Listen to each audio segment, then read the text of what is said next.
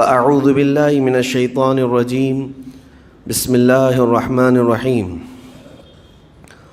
والذین اذا فعلوا فاحشة او ظلموا انفسهم ذکروا اللہ فاستغفروا لذنوبهم ومن یغفر الذنوب الا اللہ ولم يصروا على ما فعلوا وهم يعلمون صدق اللہ مولانا العظیم۔ بارگاہ رسالت معاب صلی اللہ علیہ وسلم میں درود پاک کا ہدیہ پیش کریں۔ اللہم صلی علی سیدنا و مولانا محمد معدن الجود والکرم وآلہ واصحابہ الکرام وابنہ الکریم وبارک وسلم صلاة دائمة سرمدا ابدا۔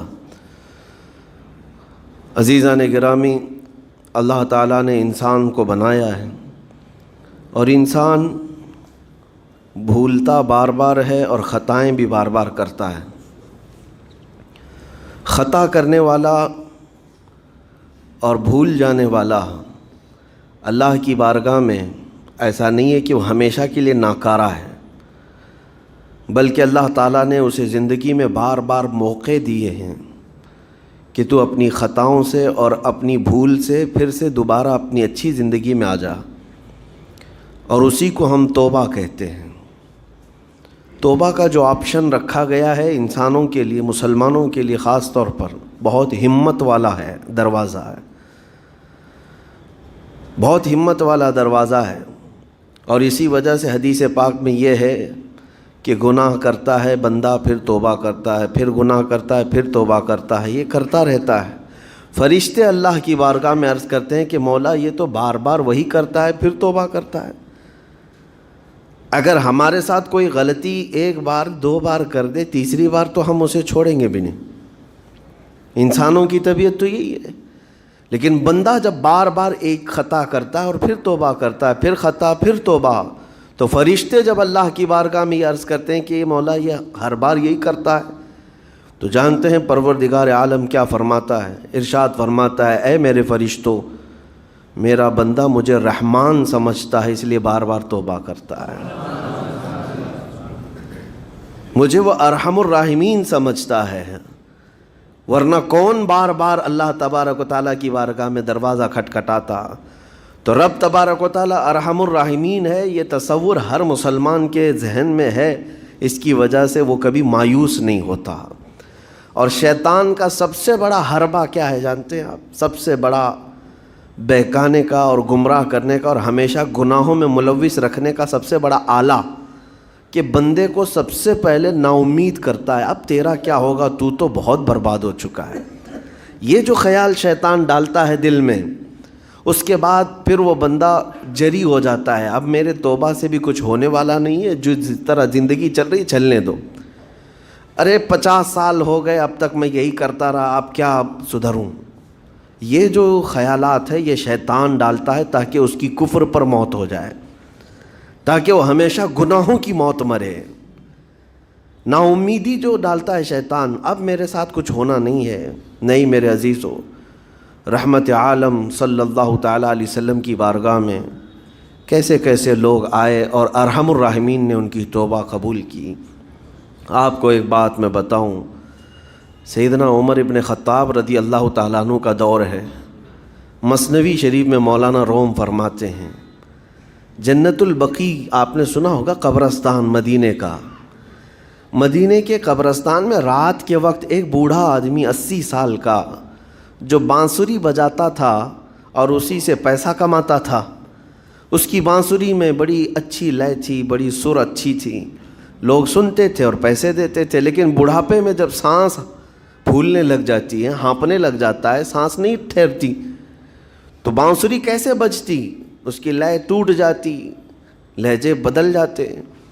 بوڑھا آدمی، اب اس کی بانسری سننے کو کوئی آتا نہیں تھا اور پیسے ملتے نہیں تھے، تھک ہار کر کے وہ آیا، رات کا وقت تھا، جنت البقیع قبرستان میں، 80 سال کی عمر کا ہو گیا ہے، اس نے بانسری توڑ دی، کہا زندگی بھر جس چیز سے میں کماتا تھا اب میری سانسوں نے جواب دے دیا، جسم پھولنے لگا ہے، سانس زیادہ آنے لگ گئی ہے، اب میرا کھانا پینا کیسا چلے گا؟ خیر ارحم الراحمین ہوں تو تیرا ہی بندہ، میرے اہل و عیال نہیں، میرے رشتہ دار نہیں، مجھے اگر تو بھوکا مارنا ہے تو اسی قبرستان میں مار دے، یا اگر میری زندگی باقی ہے تو میرے رزق کا انتظام کر دے۔ وہ رو رہا تھا 80 سال کی عمر میں۔ جب بندہ لاچار و مجبور ہوتا ہے تو پروردگار کو ہی یاد کرتا ہے۔ جانتے ہیں عمر ابن خطاب رضی اللہ تعالیٰ عنہ امیر المومنین مسجد نبوی میں تھے اور ان کی آنکھ لگی تھی، خواب میں رسول پاک صلی اللہ تعالیٰ علیہ وسلم تشریف لائے۔ کہا عمر، اللہ کا حکم ہے جنت البقیع میں جاؤ، ایک بھوکا آدمی کھڑا ہے، اپنے گھر سے کھانا لے جاؤ اور اس کی ضرورت کا انتظام کرو۔ نیند کھلی تو آپ نے دیکھا اللہ کے حبیب صلی اللہ علیہ وسلم کی طرف سے حکم آیا اور رب ذوالجلال کا حکم ہے۔ گھر سے عمدہ کھانا لیا تو شادان لے کر کے کچھ مال و متاع بھی لے کر قبرستان میں گئے، ڈھونڈا کون ہے یہاں پر، تو دیکھا کہ ایک ہانپتا کانپتا ہوا 80 سال کا بوڑھا روتا ہوا نظر آیا۔ امیر المومنین اپنے ہاتھ میں توشادان لے کر اس کے قریب گئے، کہا تو بھوکا ہے؟ کہا ہاں بھوکا ہوں۔ بیٹھ چل میں تجھے کھلاتا ہوں۔ دسترخوان بچھا کر اسے اپنے ہاتھوں سے کھلایا اور اسے اپنی ضرورت کے مطابق جو ضروریات تھیں اس کی ضرورت کے مطابق وہ ساری چیزیں دی۔ وہ بوڑھا پوچھتا ہے آپ کون ہیں؟ حضرت عمر فاروق نے کہا میں عمر ابن خطاب ہوں۔ وہ ڈر گیا۔ حضرت عمر سے کون نہیں ڈرتا تھا کہ کہیں یہ کھلا پلا کر کے مجھے کوڑے نہ ماریں کہ زندگی بھر بانسری بجانے والا آج پکڑا گیا ہے، ہاں آج مجھے یہ سزا نہ دے دے۔ وہ کانپنے لگا، کہا کہ آپ یہاں کیسے؟ حضرت امیر المومنین کہتے ہیں میں خود نہیں آیا، مجھے اللہ کے رسول نے بھیجا، اور رب تبارک و تعالیٰ کا حکم آیا تھا کہ تو بھوکا ہے اور تو نے رزق مانگا ہے اور مجھے تیرے رزق دے کر کے بھیجا گیا ہے۔ وہ چیخ مار کر کے گر پڑا زمین پر اور رونے لگا، اپنے ہاتھ پھیلا کر کہا سچ فرمایا مولا تو ارحم الراحمین ہے، 80 سال تجھ سے دور بھاگتا رہا، ایک بار کیا تجھے میں نے پکارا، تو نے وقت کے امیر المومنین کو کھانا دے کر بھیج دیا۔ اللہ رب العزت کی بارگاہ میں نا امیدی اور مایوسی جو شیطان لاتا ہے اس سے بندے بھٹک جاتے ہیں، بہک جاتے ہیں، انہیں توبہ کی توفیق بھی نہیں ملتی۔ اسی لیے میرا مولا فرماتا انا عند ظن عبدی بی، رب تعالیٰ فرماتا میرا بندہ میرے بارے میں جیسا گمان کرتا ہے میں اس کے ساتھ ویسا سلوک کرتا ہوں۔ تم کیا گمان کرتے ہو؟ وہ سخت پکڑ کرے گا، ابھی مار ڈالے گا۔ وہ غفار ہے، قہار ہے، جبار ہے، لیکن ساتھ میں وہ ستار بھی ہے، وہ رحمان بھی ہے، رحیم بھی ہے۔ اگر رب تبارک و تعالیٰ ہر چیز پر پکڑ کرتا تو ہمارا تو جینا ہی نہیں تھا، یہاں پر اتنے گناہ ہو چکے۔ اور وہ رب تعالیٰ فرماتا وسعت رحمتی کل شیء، میری رحمت نے ہر چیز کو گھیر رکھا ہے۔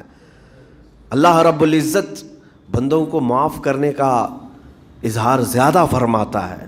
اور جانتے ہیں آپ گناہ جب عام ہوتے ہیں، میں آپ کو اپنے گھر کی بات بتا دوں، میرے گھر میں آپ 4 دن کے مہمان بن کر کے آئے ہیں، کبھی میری کھڑکی توڑ رہے ہیں، کبھی دروازہ توڑ رہے ہیں، کبھی ہمارے گھر کے برتن پٹک رہے ہیں، کبھی فرشی اکھاڑ رہے ہیں، کب تک برداشت کروں گا؟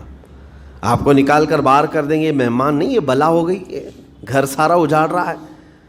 ایک چیز پر چھوڑ دیا جائے، 2 چیز پر چھوڑ دیا جائے، یہ انسانوں کی فطرت ہے، انسانوں کی فطرت۔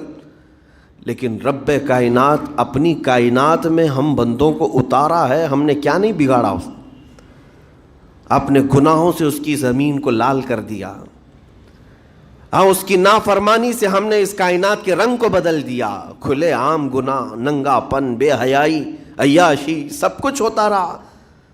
اس کی کائنات ہے، اس کی زمین ہے، اس کی سلطنت ہے۔ اور ان گناہوں کی وجہ سے جانتے ہیں آپ، سمندر اللہ کی بارگاہ میں عرض کرتا ہے کہ مولا تو مجھے اجازت دے دے، میں ایسی طغیانی لاؤں گا کہ یہ سب ہلاک ہو جائیں گے۔